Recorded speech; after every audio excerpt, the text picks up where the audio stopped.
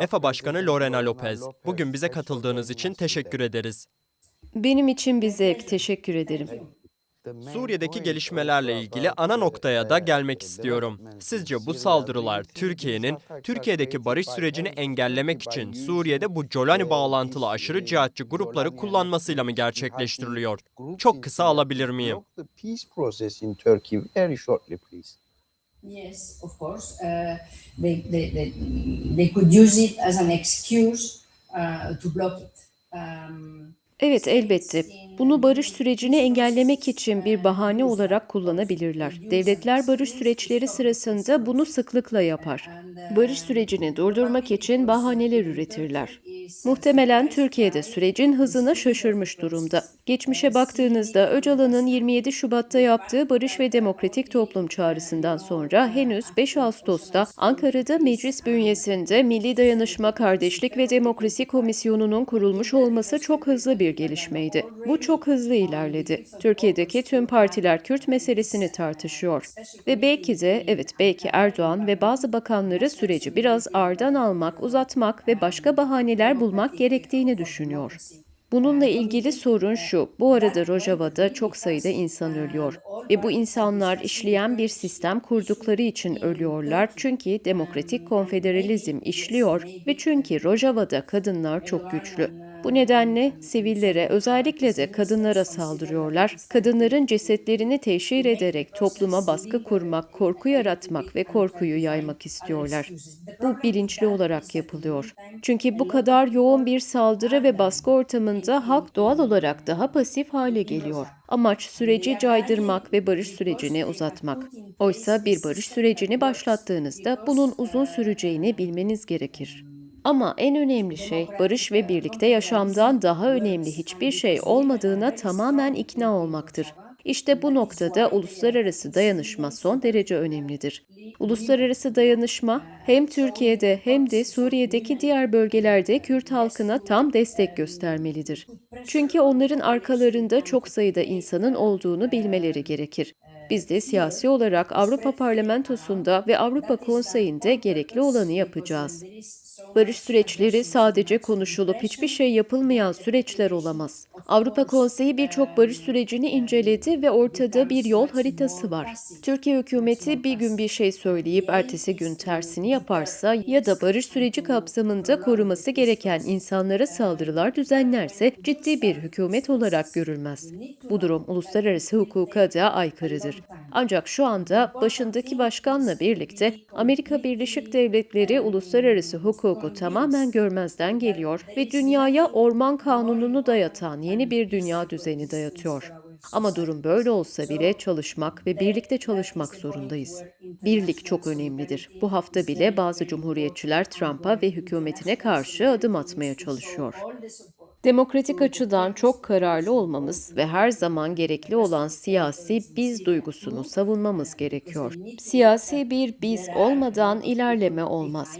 Ama Erdoğan'ın da ötesinde Türkiye'de barış ve birlikte yaşam isteyen insanlar var. Bu nedenle barış ve birlikte yaşam isteyen insanlarla çalışalım ve buna odaklanalım. Bu bizim ülkemizde de oldu. Biz barışa, birlikte yaşama, demokrasiye ve sivil topluma odaklandık. Yol zor ama başka yolu yok. Has studied a lot, several peace processes, and there is a roadmap.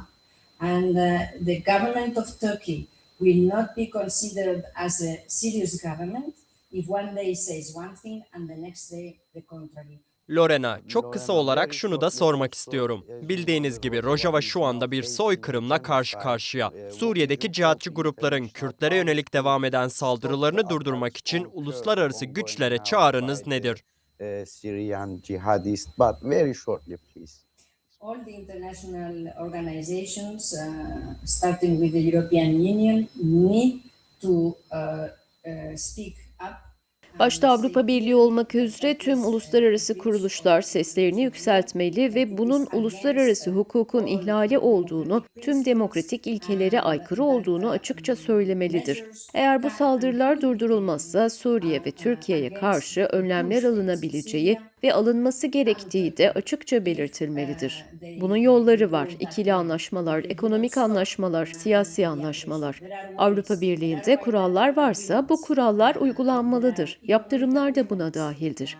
Bu nedenle özellikle Avrupa Konseyi ve Avrupa Parlamentosu'nda bu durumun açık biçimde kınanacağına inanıyorum.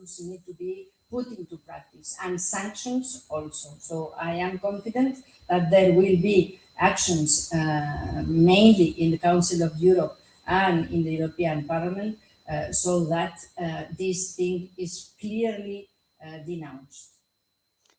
Teşekkür ederim Lorena. Şimdi ana konumuza geri dönelim. Önder Apo'nun barış ve demokratik toplum çağrısı. Sizce bu çağrının etkileri ve yansımaları neler oldu? 27 Şubat'ın ardından yapılan bu çağrı ne kadar önemliydi? Önder Apo'nun demokrasi çağrısını çok kısa nasıl değerlendirirsiniz? So how do you evaluate Öcalan's democracy call very shortly? I think that it was a very courageous decision. And that it needs to be Bence bu son supported derece by cesur bir karardı ve herkes tarafından desteklenmesi gerekiyor.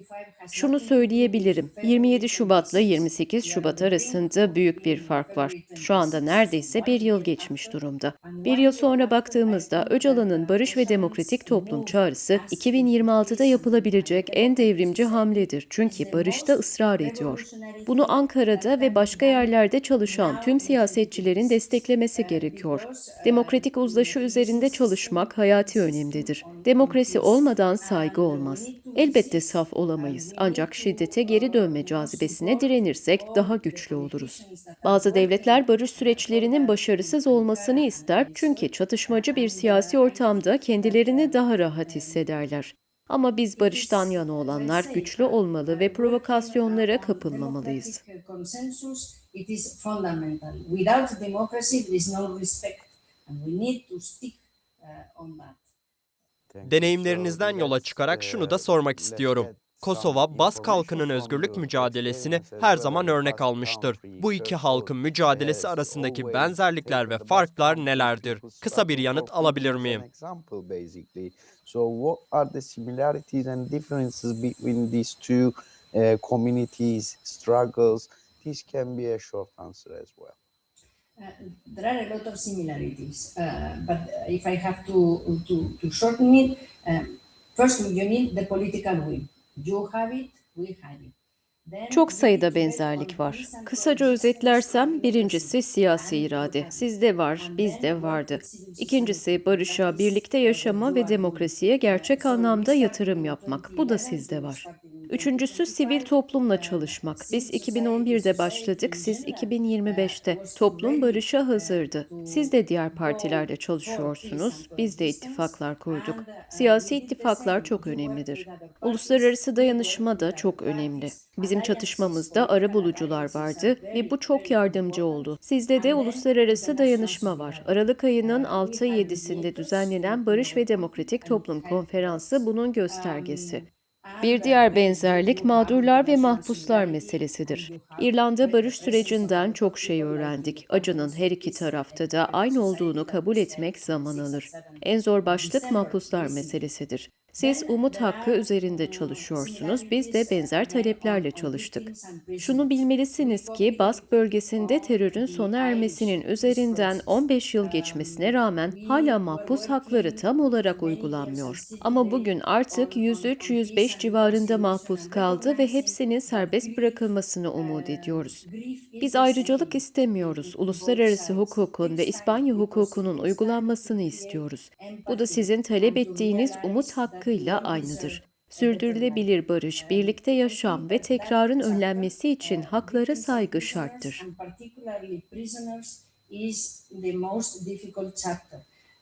You are working on the right to hope. We were working on similar claims, but you need to know that we had, for example, last week, around the 10th of January, we organized a very big demonstration in the Basque Country. Türkiye'deki barış sürecinde sizce ne eksik? Türk devletinin en büyük eksikliği nedir? shortcoming on the part of the Turkish state in the peace process in Turkey? Well,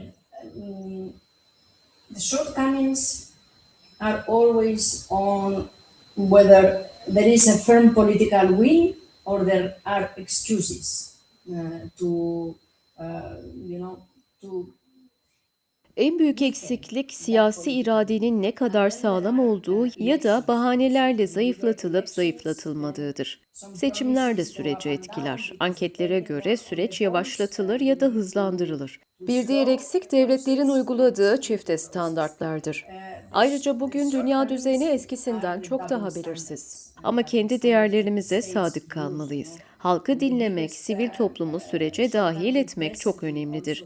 Yerel yönetimlerde güçlenmek de çok önemlidir. Barış ve birlikte yaşamın sadece mümkün değil, aynı zamanda hayatta kalmanın tek yolu olduğunu halka göstermek gerekir. We need to stick to our own values, and we need to work with people, listen to people in our peace process. Being close to the people, listening to the people, having very active civil society was good for the process. Son olarak çok kısa bir şekilde televizyonumuz aracılığıyla Önder Apo'ya iletmek istediğiniz mesajı da alalım. Abdullah Öcalan through our TV, he might be able to watch this recording in the future.